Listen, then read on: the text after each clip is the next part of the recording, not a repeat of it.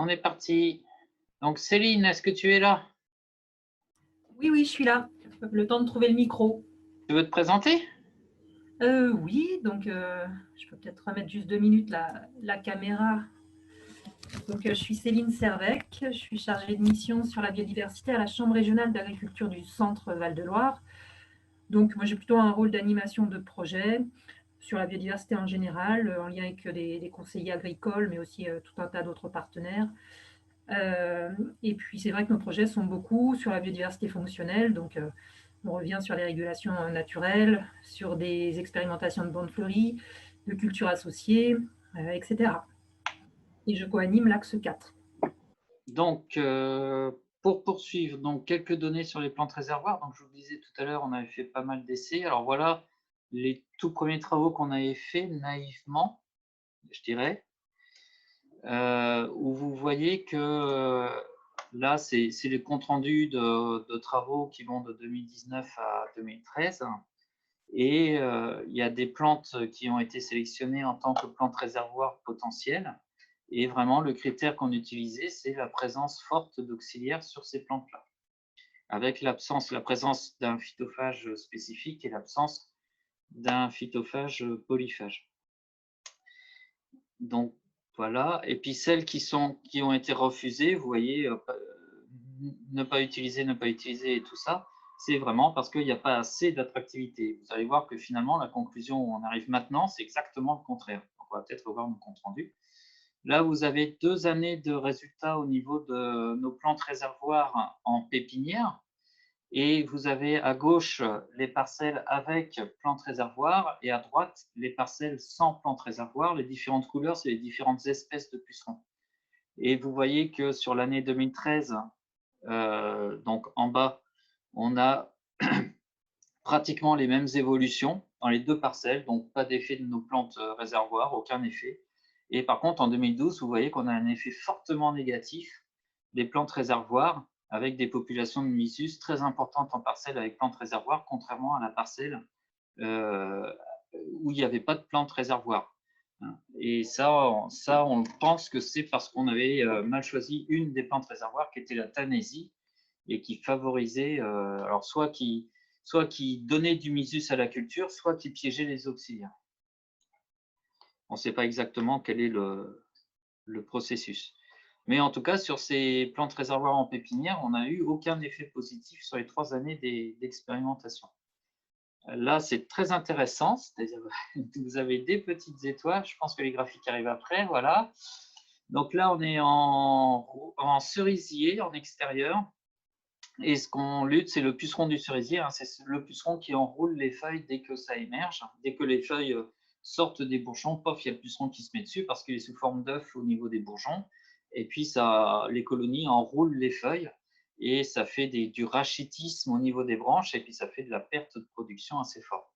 Donc là, vous avez deux parcelles. La parcelle témoin qui est en bleu, là, on est en pourcentage d'attaque. Donc, vous voyez qu'on arrive à 100% des apex avec pucerons à la mi-mai. Et puis en rouge, c'est la parcelle avec plante réservoir. Et vous voyez qu'au début, les petites étoiles, c'est pour dire qu'on a une différence significative. En début de culture, on a vraiment une aggravation du problème. Après, c'est mieux que le témoin. Et après, on a une nouvelle aggravation. Et après, c'est pas significatif. Et ce qui est intéressant, c'est qu'en 2017, on a eu exactement la même chose. Et vous voyez là, c'est la courbe verte, c'est la courbe avec plantes réservoirs, c'était du groseillier. Et vous voyez que c'est mon témoin qui est le moins attaqué. Et après, il y a les plantes fleuries. Et après, qui étaient non significatifs. Et après, par contre, vous avez la plante réservoir qui est significative. Et en 2017, on n'avait pas réussi à l'expliquer. Et en 2018, on a finalement réussi à l'expliquer. Et vous n'avez pas l'explication, mais je vais vous la donner. Donc l'explication, c'est que nos plantes réservoirs, c'est du groseillier et on l'a sélectionné pour sa forte attractivité des auxiliaires. Et ce qu'on s'est rendu compte, c'est que la vague d'arrivée, je ne sais jamais si c'est coccinelle puis cirf, je crois que c'est ça. La vague d'arrivée des coccinelles fin avril, début mai, quand les coccinelles arrivent sur la parcelle, on a vu une concentration sur les plantes réservoirs avant d'aller sur le cerisier. Du coup, on avait moins de coccinelles sur cerisier en parcelle avec plantes réservoirs.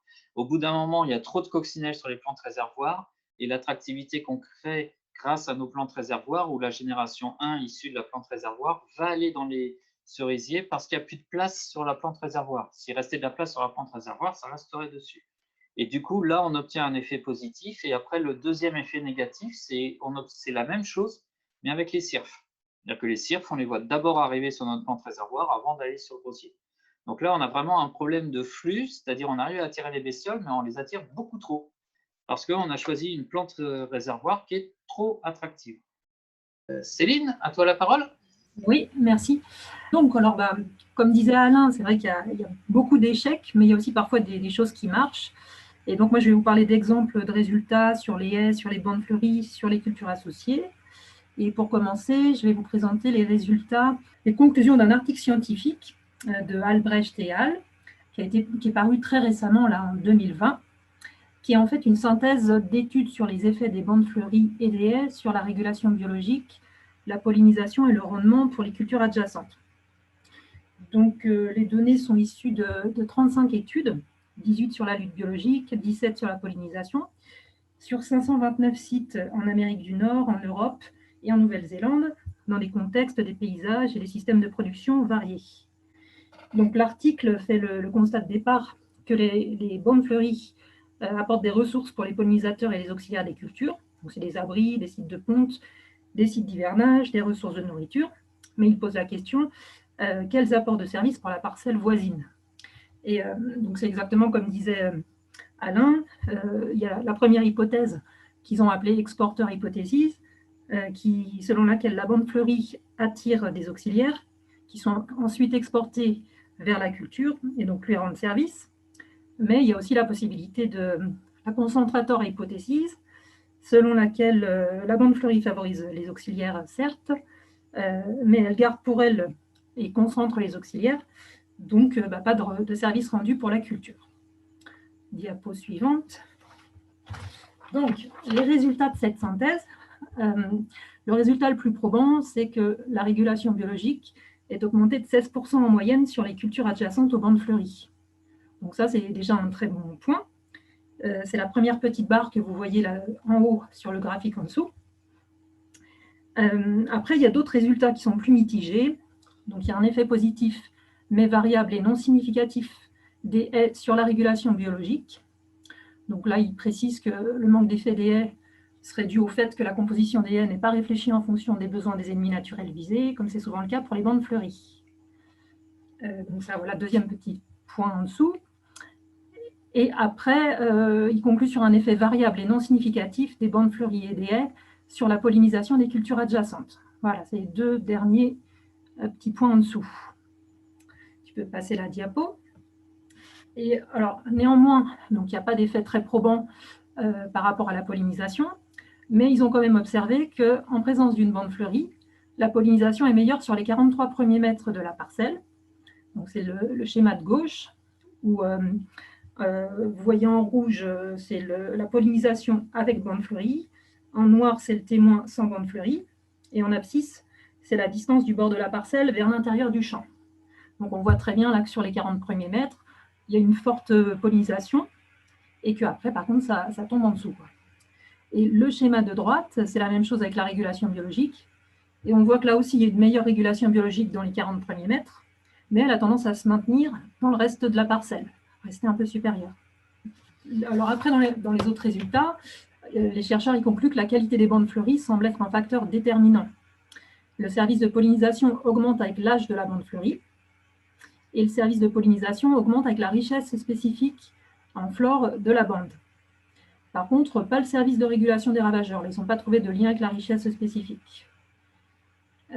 Ensuite, ils n'ont pas trouvé d'effet des bandes fleuries sur le rendement. Mais bon, c'est parce qu'il y a d'autres paramètres qui entrent en ligne de compte, tout l'itinéraire technique de la culture, la fertilisation, etc. Mais il n'y a pas non plus d'effet en termes de diminution de rendement. Donc c'est plutôt une bonne chose. Déjà, ça veut dire que les bandes fleuries n'ont pas nuit au rendement de la culture voisine. Et puis, il n'y avait pas assez de données pour analyser le rendement par rapport aux haies. Après, ils ont regardé aussi l'effet sur la simplification, enfin l'effet de la simplification du paysage. Donc là, ils ont conclu que le service de pollinisation décroît linéairement avec la simplification du paysage, mais ils n'ont pas observé ce lien par rapport à la régulation biologique des ravageurs, qui semble indépendante du paysage. Du coup, ils ont déduit que l'effet positif de la bande fleurie par rapport à la régulation est indépendant du paysage et que donc ça peut être utile de mettre une bande fleurie même dans un paysage pas trop favorable. Tu peux passer là. Céline, on a une petite question. Oui. Quand on parle d'âge de la bande fleurie, est-ce que c'est en années? Est-ce que c'est en mois? Alors, c'est plutôt en années. Il comparait notamment, il voyait des grandes différences entre une bande fleurie de 2 ou 3 ans, qui est donc pluriannuelle, quoi, et puis une bande fleurie qui était implantée de l'année, quoi. Là, il voyait une grosse différence si la bande fleurie a 3 mois ou si elle a 3 ans. Et il disait que ça continuait d'augmenter un petit peu avec l'âge, mais dans leurs exemples, ils n'avaient pas non plus de bande fleurie très très vieille. Et puis, l'amélioration se faisait surtout dans ce laps de temps de 3 ans. Donc, dans les pratiques où on refait sa bande fleurie tous les ans, ce ne sera peut-être pas l'idéal. Voilà, et donc, bon, c'est vrai que je ne voulais pas rentrer trop dans les détails, mais il disait que ce n'était pas forcément lié à une augmentation de la diversité de la bande avec l'âge, puisque ce n'est pas toujours le cas, mais que c'était plutôt lié, là, c'est la petite parenthèse, là, au temps nécessaire d'installation des populations de pollinisateurs, à des meilleures opportunités de nidification et d'hivernage dans des aménagements qui restent, quoi. D'accord, merci. Tu peux passer la diapo. C'est vrai que je vais assez vite du coup parce que je veux qu'on garde un peu de temps pour échanger derrière. Donc j'enchaîne. Alors les conclusions finalement de cette synthèse, c'est qu'ils ont trouvé des effets contradictoires et très variables des bandes fleuries et des haies sur le service de pollinisation des cultures et leur rendement. Pour aller plus loin, il y a la nécessité d'identifier les facteurs clés responsables de cette variabilité et l'efficacité des différents types d'aménagement. Et qu'il est nécessaire d'optimiser la qualité des bandes fleuries, de raisonner leur composition et leur mode de gestion, d'avoir plutôt des bandes fleuries pérennes et diversifiées, d'avoir plutôt des réseaux de bandes fleuries plutôt qu'une grande parcelle. Et puis, donc ils ont trouvé un effet significatif pour la régulation biologique, mais souvent variable pour les autres facteurs. Mais globalement, on a quand même plutôt ça va plutôt dans le sens de l'exporteur hypothésis, comme ils avaient dit, c'est-à-dire d'un service rendu par la bande fleurie avec les auxiliaires qui vont pouvoir transiter de la bande fleurie à la parcelle. Ça va plutôt dans ce sens-là en moyenne. Voilà pour cette première synthèse. Et ensuite, je vais vous présenter les résultats d'une expérimentation qui est menée en région, enfin, qui a été menée en région centre. Donc, on a testé un mélange nectarifère favorable aux insectes pollinisateurs en zone de production de semences potagères. C'est une expérimentation conduite par la FNAMS, Fédération nationale des agriculteurs multiplicateurs de semences, avec différents partenaires. Donc, ça a été mené en Beauce de 2016 à 2019, et parce qu'il y avait une problématique initiale qui était que les producteurs de semences potagères étaient opposés localement à l'implantation de bandes ou de jachères mellifères parce qu'ils jugeaient qu'elles étaient surattractives pour les abeilles, qui du coup n'allaient pas polliniser leur culture porte-graines, de carottes, d'oignons, etc. Donc on a voulu voir si ce questionnement était fondé ou pas, et on a expérimenté un mélange fleuri sur 3 sites à proximité de champs de carottes, porte-graines, et on a suivi la floraison du mélange, les insectes pollinisateurs sur les jachères fleuries, les insectes pollinisateurs sur des parcelles de carottes voisines et le rendement sur les parcelles de carottes.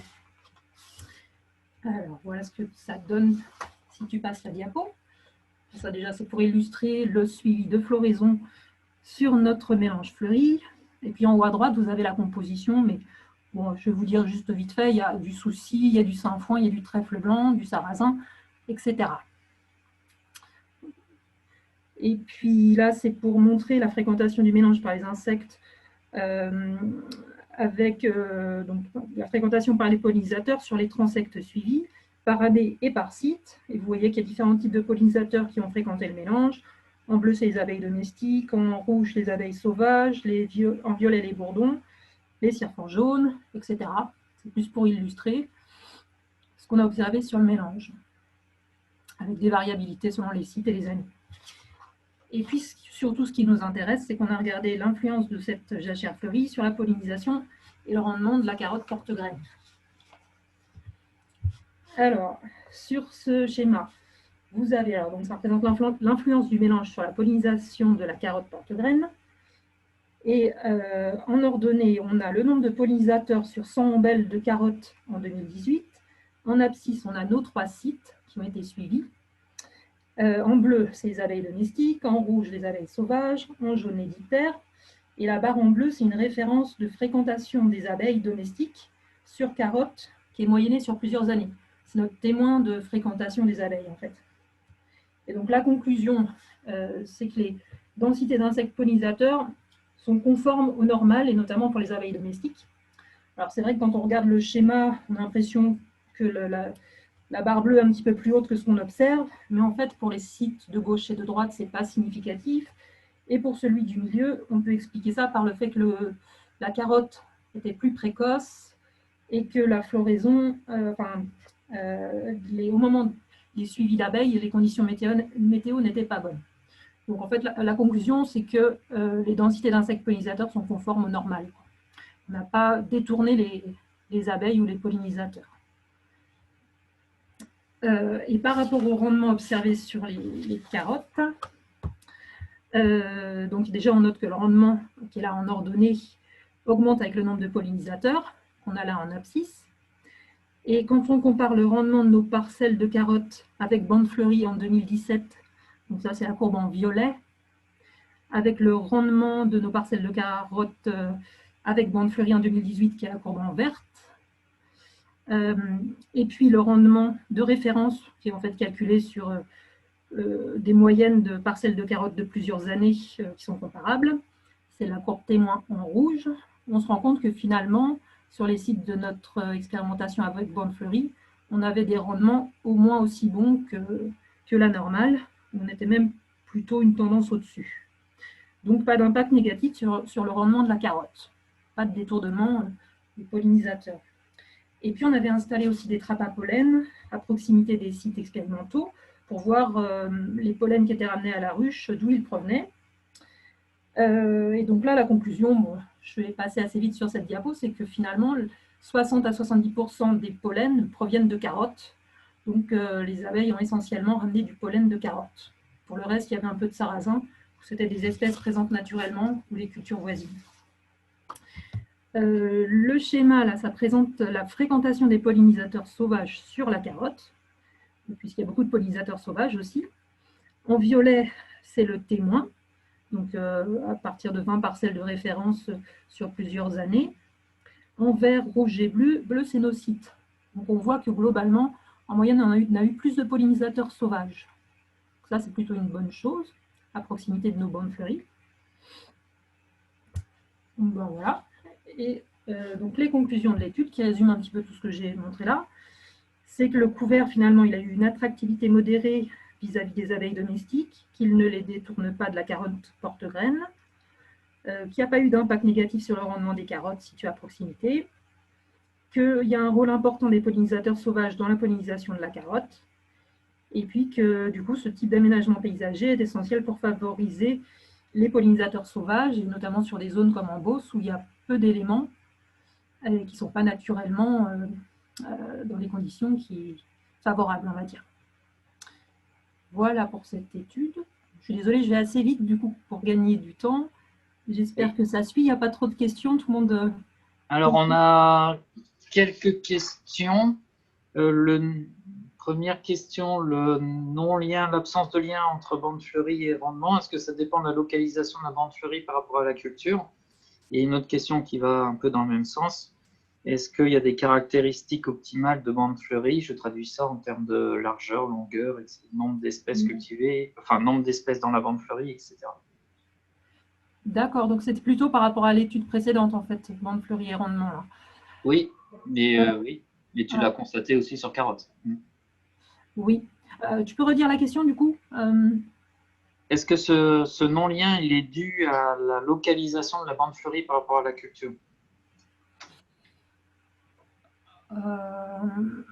C'est-à-dire tes bandes fleuries, est-ce qu'elles étaient dans la culture, juste à côté?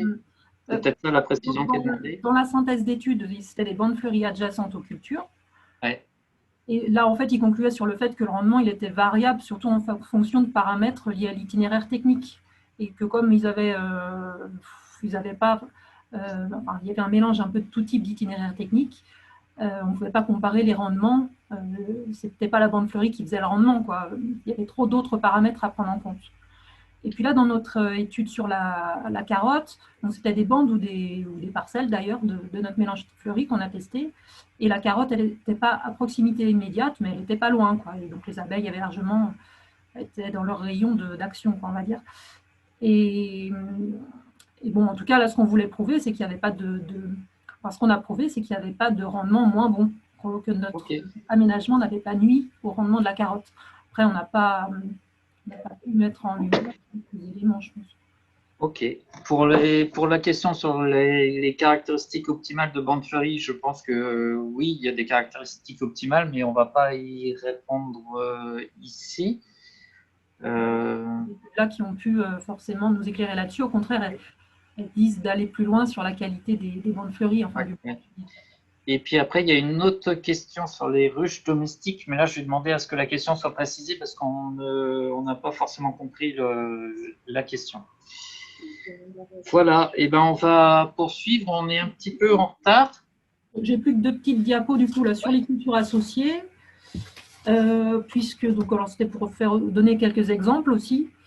Et là aussi, en fait, on a 2 hypothèses de services qui peuvent être rendus par les cultures associées par rapport à la régulation biologique. C'est alors la première, que les cultures associées pourraient favoriser les auxiliaires des cultures au sein de la parcelle en leur apportant des ressources nécessaires à leur cycle biologique, nectar, dont les nectars extrafloraux, des hôtes ou des proies alternatives.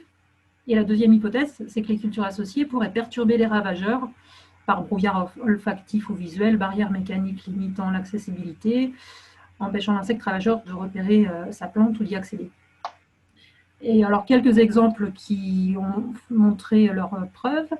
Il y a l'association qui est bien connue de colza plus févrole à l'automne, où là, il a été montré une diminution des larves d'altise et des dégâts de charançon du bourgeon terminal. C'est des essais menés notamment par Terrinovia et puis d'autres essais menés par les chambres. Par contre, le mécanisme n'est pas expliqué. Ça serait lié à la biomasse du couvert, mais on ne sait pas vraiment comment ça fonctionne. Il y a l'association chou-trèfle, avec là une référence d'article scientifique, qui a montré des réductions des attaques de mouches du chou par une perturbation du mécanisme d'atterrissage de la mouche sur la plante haute. Et puis il y a les associations carotte-oignon, où l'odeur de l'oignon est répulsive pour la mouche de la carotte. Il y a aussi un exemple là, sur colza plus févrole, où Jamon et al ont montré que ça augmentait le parasitisme sur pucerons cendrés. Et ils ont montré en fait que c'était lié au fait que les nectars extrafloraux de la févrole, parce que c'était seulement avec les variétés qui produisaient des nectars extrafloraux que ça marchait, permettaient de favoriser un des parasitoïdes du puceron cendré. Puis il y a aussi un cas, là, le projet ANR Perfcom, où le pois blé a un effet positif pour réduire les pucerons verts du pois. Puis il y a d'autres travaux en cours ou qui viennent d'être finalisés. La Progrès Live, Bruno Jaloux pourra à l'occasion nous en parler, où il y avait des associations céréales protéagineux qui ont été testées. Et puis le projet ici-bas, lui, il vient juste de débuter en région centre. Et là, on essaie de tester différentes plantes compagnes à l'automne avec le blé pour limiter les pucerons d'automne et la JNO. Donc là, ça vient juste de commencer. Voilà pour les exemples. Ok, merci. On a des questions, non? C'est plus des remarques, donc on reviendra à la fin de la présentation. Ah. Une question, Céline? Y a-t-il des observations en vigne ou cerisier sur le transfert entre couverts végétaux temporaires, comme des mélanges, et culture? Alors, est-ce qu'il y a des exemples en vigne ou cerisier de transfert entre couverts végétaux temporaires et culture? Alors, on en parlera peut-être à la fin, on demandera à Anne Guérin si elle est là pour du pommier. Cerisier, je ne sais pas. Et vigne, on pourra demander à Laurent s'il est toujours là. Adrien répond oui sur vigne. Je vous propose qu'on avance parce qu'on est un petit peu en retard et puis là, le but, c'est quand même de discuter. Donc, au niveau de la conceptualisation de tout ça, on voit qu'il y a des échecs, il y a des réussites. Je vais pas, j'en ai déjà pas mal beaucoup parlé avant. Si on change de point de vue et qu'on qu'on interprète les choses en termes de flux et de préférence, on arrive à conceptualiser les choses un petit peu différemment et à expliquer certains échecs ou bien à prédire certaines réussites. On peut proposer cette loi. Alors, j'ai mis les insectes, mais peut-être que c'est étendable aux régulateurs. En tout cas, les insectes, c'est sûr, ils vont aller, donc là, c'est le flux, et jusqu'à saturation ou épuisement de la ressource vers ce qu'ils préfèrent. Donc là, on a la concurrence qui apparaît entre la culture et ce qu'on va installer. S'ils préfèrent ce qu'on va installer, ils vont aller vers ce qu'on a installé jusqu'à saturation. Donc, saturation, c'est il y a toujours un nombre maximal d'insectes sur une plante.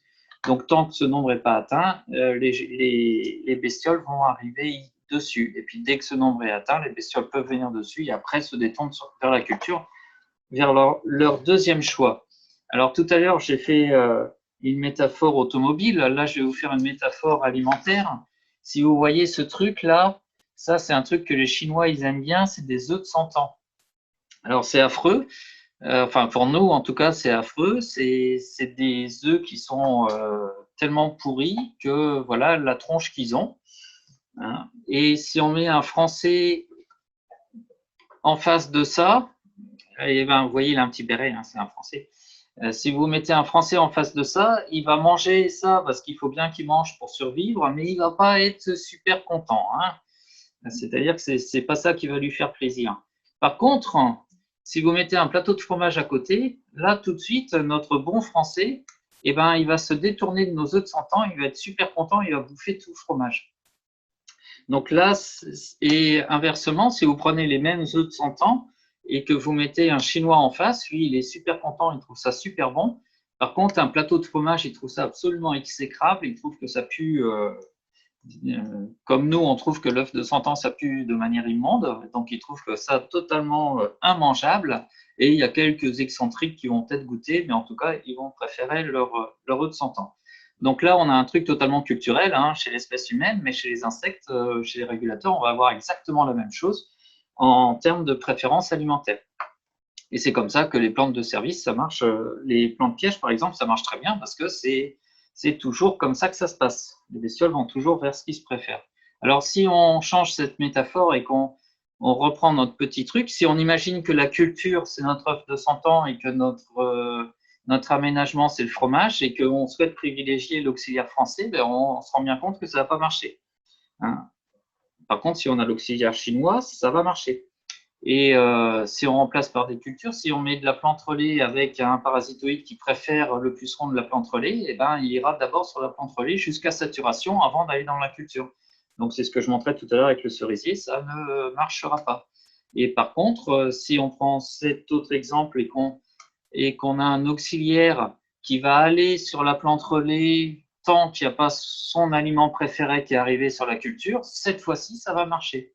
Il n'aime pas la plante relais, mais il va y aller tant qu'il n'y a pas la culture tant qu'il n'y a pas sa nourriture préférée dans la culture.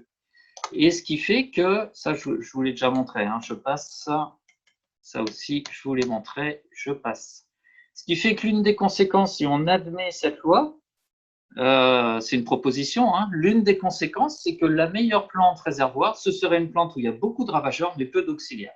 Voilà, c'est totalement contradictoire à notre intuition, mais si on suit cette loi, c'est ça qui marchera. Du coup, ce serait intéressant de le tester. Donc, notre plante réservoir avec notre petit auxiliaire français, c'est l'œuf de 100 ans. On va le manger tant qu'il n'y a pas de nourriture ailleurs. Par contre, dès qu'il y a la nourriture ailleurs, pof, il y a un transfert massif dans la culture et là, on a ce qu'on veut, on a ce qu'on souhaite. OK? Alors, si on généralise, ça, c'est les lois que je donne à mes étudiants en licence. Actuellement, j'en suis à 4 lois qui régissent les écosystèmes. Je vais passer rapidement. La loi 1, c'est la nature a horreur du vide. Si on crée un vide, c'est les choses qui nous embêtent qui arrivent en premier. Donc, il faut absolument remplir les vides par des choses neutres ou des choses qui nous intéressent. La complexité, c'est la stabilité. Ça, c'est exactement l'exemple de la vigne, là, Tiver Veti. C'est jouer sur ce principe-là. Je complexifie au maximum pour obtenir de la stabilité. Et la stabilité va faire que mon risque de pullulation va diminuer. Ça ne veut pas dire que je n'ai pas de pullulation, ça veut dire que sa fréquence diminue. La loi 3, c'est la loi du moindre effort. Donc, c'est la localisation des interventions, c'est-à-dire que la bestiole, une fois qu'elle arrive sur une plante fleurie pour se nourrir, et si elle a envie de pondre, elle va aller au plus proche, c'est-à-dire dans la culture. Et enfin, la dernière, c'est celle que je viens de formuler, c'est on mange d'abord ce qu'on préfère. Donc, avant d'aller vers une ressource alimentaire, s'il y a 2 ressources alimentaires disponibles, on va d'abord sur ce qu'on préfère, et c'est une fois qu'on a fini de manger ce qu'on préfère qu'on passe au second choix. Et avec ces 4 lois-là, normalement, théoriquement, on arrive à comprendre un peu ce qui se passe et à prédire ce qui va se passer quand on va faire des aménagements. Conséquence sur la non-concurrence, par exemple, si je veux améliorer la pollinisation sur une parcelle, je vais éviter de mettre des fleurs, puisque mes fleurs peuvent faire une concurrence par rapport à ma parcelle que je veux polliniser. Par contre, ou sinon, je mets des fleurs moins appétantes que ma parcelle, mais je ne sais pas si ça marche ou pas. Par contre, je peux fournir autre chose qui est complémentaire à la floraison, par exemple des habitats. Donc, les habitats par aménagement de l'environnement ou par mise en place de fagots. Et là, je vous ai mis 2 exemples sur bambou. C'est cette année on a observé ça. On a mis des fagots de bambou et on voit très bien les mégachilles et les osmies qui vont nicher dans ces bambous et du coup qui font la pollinisation autour. Vous voyez que sur les résultats de Céline, on a autant de pollinisation due aux abeilles solitaires que due aux ruches qu'on installe autour des parcelles. Donc, les 2 leviers sont intéressants à travailler. Donc voilà, j'en arrive, ça aussi, je vais passer très vite. Mon histoire de pompe et de réservoir, la métaphore, je vous l'ai déjà faite, ça, vous l'avez déjà vu.